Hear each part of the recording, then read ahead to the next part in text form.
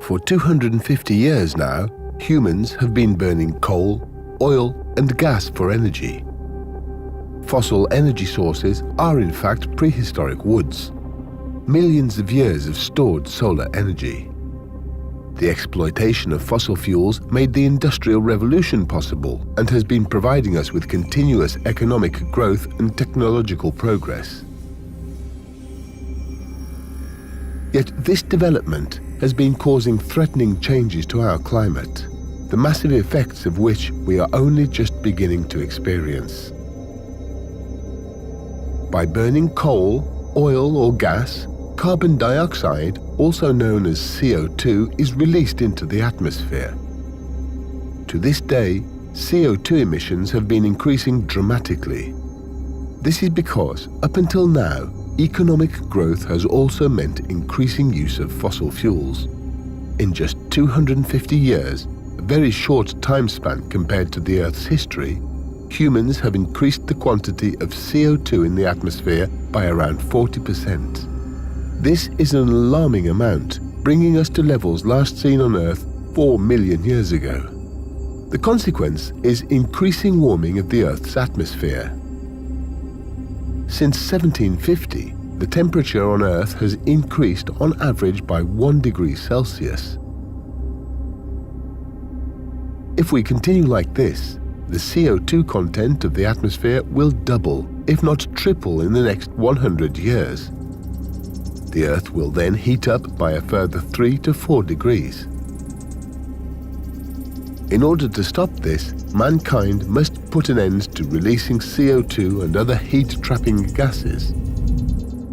CO2 accumulates in the atmosphere. This means the quicker we stop emitting CO2, the lower the future warming will be. If we do not act, there will be grave consequences. Already today, we are observing global effects such as shifting vegetation zones, rising sea levels, and extending periods of changing weather. Should climate change proceed unabated, it could lead to heavy economic losses, social upheaval, and migration of people across the world. We are facing a global challenge. All countries have the responsibility to reduce their CO2 emissions.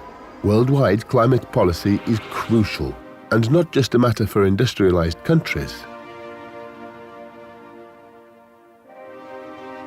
Nevertheless, the US, China, and Europe, currently the biggest emitters of CO2 in the world, must lead by example.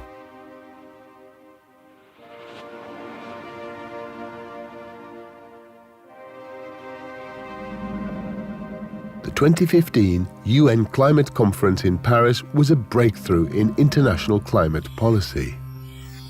195 states committed themselves to protecting the climate and to reducing emissions step by step. The goal of the agreement reached in Paris is an emission-free society. In Paris, it was agreed to keep global warming to well below 2 degrees Celsius. This means that humankind has less than half of the amount of CO2 left to release compared to the amount it already put into the atmosphere. Our emissions budget is limited.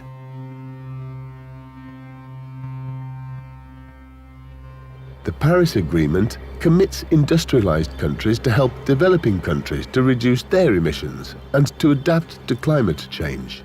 Good climate policy making means striking a balance between competing interests, acting cooperatively, and sharing innovative concepts and ideas.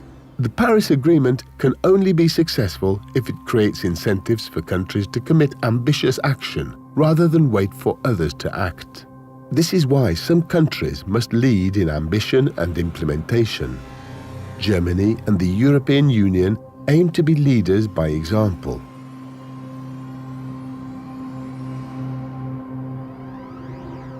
"76% of all greenhouse gases stem from energy production and use. That's why the use of fossil fuels, especially coal combustion, must be reduced as soon as possible. This means not only to shift to renewable energy sources, but also that residual emissions from agriculture, heavy industry, aviation and shipping need to be neutralized in the long term.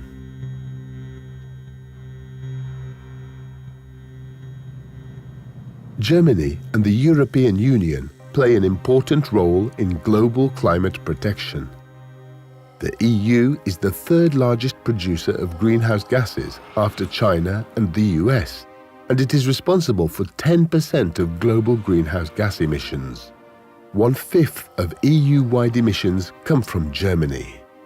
The EU has committed to a 40% reduction in its emissions by 2030, compared to 1990 levels. Germany wants to achieve this goal as early as 2020. The Energiewende, the transition to low-carbon energy supply in Germany, is a technological, political, and societal project.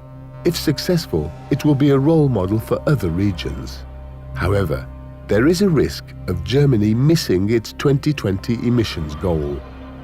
Its dependence on coal power has barely been reduced over the last 10 years. In order for the Energiewende to show the way forward in climate protection, abandoning coal as a power source is among the most important steps to be taken.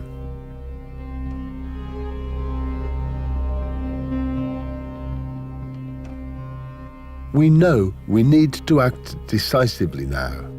The Paris Agreement provides a foundation to build on, and yet agreements mean nothing until they are acted upon. For this, we need creativity, bright ideas, courage, and leadership. International climate policy can only provide the conditions and objectives, but it is up to us to take action, and the time to act is now.